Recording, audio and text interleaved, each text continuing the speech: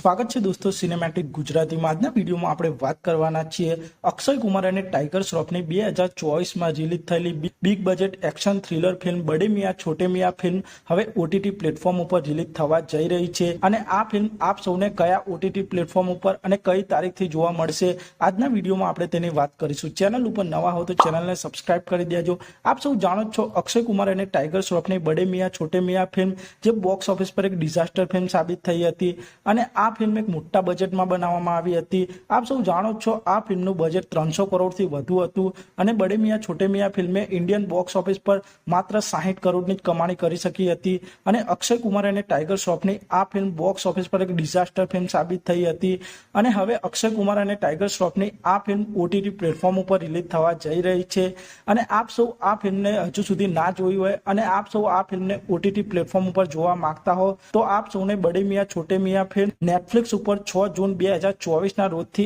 આપ સૌને આ ફિલ્મ આપ સૌને જોવા મળી જશે અને આપ સૌ આ ફિલ્મને નેટફ્લિક્સ ઉપર જોઈ શકો છો। તો આપ સૌએ અક્ષય કુમાર અને ટાઈગર શ્રોફની બડે મિયાં છોટે મિયાં ફિલ્મ જોયું કે નહીં તે કોમેન્ટ કરજો અને આપ સૌ આવા જ પ્રકારના બોલિવૂડ સાઉથ ફિલ્મોને લગતા વિડીયો જોવા માંગતા હો તો ચેનલને સબસ્ક્રાઇબ કરી દેજો, વિડીયોને લાઇક કરી દેજો અને જોતા રહો સિનેમેટિક ગુજરાતી।